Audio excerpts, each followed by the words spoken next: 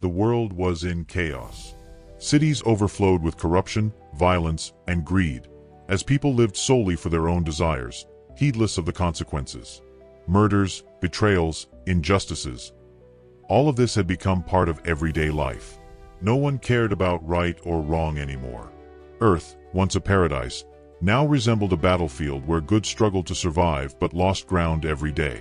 And God watched it all. The Creator, who had shaped every detail of the world with perfection, now saw his masterpiece crumbling. Humanity had completely turned away from him, ignoring his voice and rejecting his principles. It was then that a drastic decision was made. Things could not continue this way. The world as they knew it was living on borrowed time. Judgment was coming, and no one could escape it. But amidst all this destruction, there was hope, a man who still walked with God. But who was this man? And why was he chosen to survive the end of the world? While the world descended into wickedness, there was one man who stood apart. Noah wasn't perfect, but he was righteous. He walked with God, while everyone else followed the path of corruption. In a society dominated by selfishness and violence, Noah chose to live with integrity, and that choice changed his destiny. When God decided to bring an end to humanity, he found in Noah an exception, a man who still listened to him. Then came the call. God spoke to Noah and gave him an impossible mission, to build a massive ark, capable of withstanding a coming flood. Imagine that. A colossal boat, built on dry land, in a time when it hadn't even rained. The idea seemed absurd. To his neighbors, Noah was nothing but a madman. People laughed, mocked, and doubted. But he didn't stop. He knew that what was at stake wasn't just his reputation, but the survival of his family, and perhaps the future of humanity. But how could one man build something so grand without advanced technology? How could he possibly take on such a challenge? Noah accepted the mission, but the challenge was monumental. Without machines, cranes, or modern tools. Just wood, determination, and faith. The project was enormous. An ark approximately 135 meters long, 22 meters wide, and 13 meters tall. To put it into perspective, that's larger than many modern cargo ships. Noah and his family worked tirelessly, cutting wood, fitting planks, and sealing every crack to ensure the ark could withstand what was coming. But it wasn't just the physical labor that weighed on them. With every hammer strike, with every passing day, the people continued to mock. "Where's this rain you promised, Noah?" The neighbors laughed. "Have you lost your mind?" The disbelief of the crowd was absolute.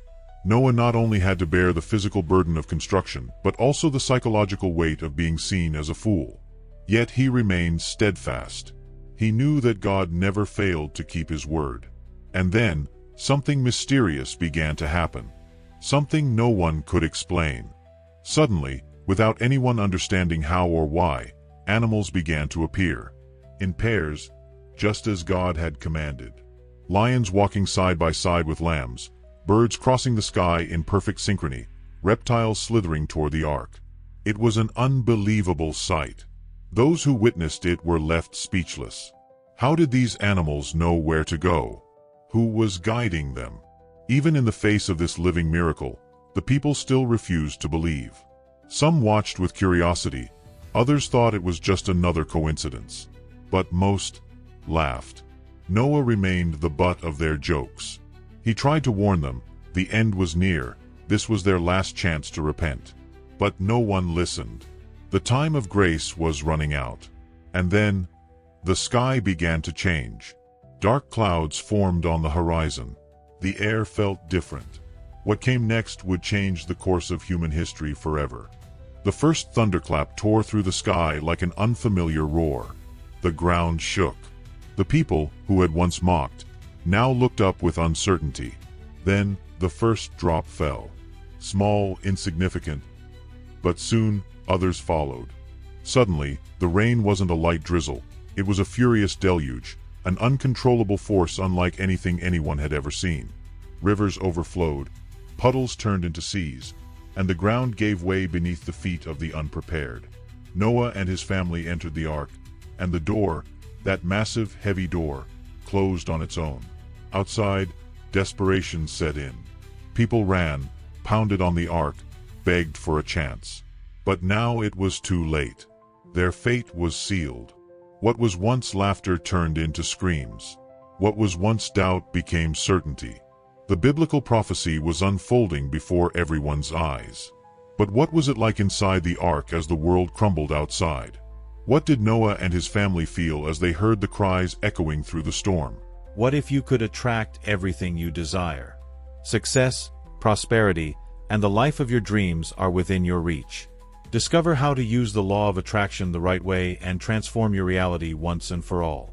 Access now. The link is in the description and the pinned comment. Outside, the scene was apocalyptic. The waters rose mercilessly, sweeping away houses, trees, and even entire mountains. What were once bustling cities became mere shadows submerged in an ocean of destruction. The screams gradually faded, swallowed by the vastness of the waters. There was nowhere to run. The world as they knew it had vanished. Inside the ark, the silence was different. Noah and his family were safe, but the sense of loss was overwhelming. They had left behind everything they knew. For days, perhaps weeks, all they heard was the sound of waves and the creaking of the ark's wood as it was tossed by the flood. Fear, uncertainty. How would they know when it would all end? Would they ever see dry land again? But one thing was certain: God had not abandoned them. They had to trust. But how much longer would they have to wait? Days turned into weeks. Weeks turned into months. The flood did not cease. The sky remained gray, and the ark drifted on an endless sea. Noah and his family wondered, will we ever see dry land again? Time passed slowly, and their patience was tested. But they knew God's promise would not fail. After 40 days, the rain finally stopped. But that didn't mean they were safe. The water still covered everything. Not a single patch of land was visible. The world was unrecognizable. Then Noah made a decision. He sent out a raven to see if it could find a place to land. The bird flew, but it did not return. That meant there was still no dry land. Later, he sent out a dove. It returned with nothing. But days later, when Noah tried again, the dove came back with an olive branch in its beak. It was the sign. The flood was coming to an end. But when would they finally be able to leave the ark? And then, the long-awaited moment arrived. The waters receded enough, and the ark finally rested on the top of a mountain, Mount Ararat. Noah opened the hatch and smelled the damp earth. The world was different, empty, silent, but it was a new beginning. He and his family stepped out of the ark and onto solid ground for the first time in months. The first thing Noah did wasn't to explore or seek shelter. He built an altar and offered a sacrifice to God, thanking him for their survival. It was then that God made a covenant with him and all of humanity. He would never again destroy the earth with a flood. As a sign of this promise, something incredible appeared in the sky, the first rainbow in history. An eternal reminder that, even after destruction, there is always hope. But what happened next? How did Noah and his family rebuild their lives in this new world? With the earth renewed and a fresh start before them, Noah and his family had to rebuild everything from scratch. There were no cities, crops, or animals scattered across the land. Everything had to begin anew. They built homes, cultivated the land, and began repopulating the world. Noah became a living symbol of survival and faithfulness to God. But it wasn't all easy. The new generation, descended from Noah, began to grow, and over time, humanity returned to its old mistakes. History shows that the cycle of corruption and destruction always threatens to restart. Still, God's promise remained. Never again would a global flood destroy the earth. The rainbow would continue to serve as a reminder of that eternal covenant. But one unsettling question remains. Did this flood really happen? Are there scientific or archaeological proofs to support this story? Many consider the story of the flood to be just a myth, but what if there's more to it? Archaeological traces and accounts from different civilizations around the world suggest that something massive did happen in the past. Ancient cultures, such as the Sumerians, Babylonians, Greeks, and even indigenous peoples, have legends of a great flood that destroyed humanity. Are these stories mere coincidence, or evidence of a real event?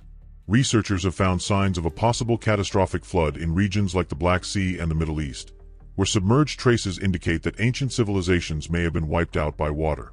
And what about Noah's Ark? Could it still be hidden somewhere atop Mount Ararat, waiting to be discovered? Expeditions have been launched, but the definitive answer remains shrouded in mystery. What if this story is more than just an ancient account? What if there's something we still don't know? Something that could completely change how we view our past? The flood ended, but the lesson remains. Noah and his family were the only survivors because they chose to listen, act, and trust. But what if this story isn't just about the past? What if, in some way, it's warning us about something yet to come? Humanity moved on, but the mistakes continued. Wars, destruction, greed. Today's world, in many ways, resembles the one before the flood. The big question is, are we heeding the signs, or are we ignoring them, like those who stayed outside the ark? And you? If you were in Noah's place, would you have the courage to believe in the impossible? To stand firm even when everyone doubts? The story of the ark isn't just about survival, it's about choices. And the question that remains is, if the world were about to change again, which side would you be on? If this story made you reflect, don't forget to subscribe to the channel, hit the notification bell, and leave a like for more content like this. Share it with someone who needs to hear this story, and we'll see you in the next mystery.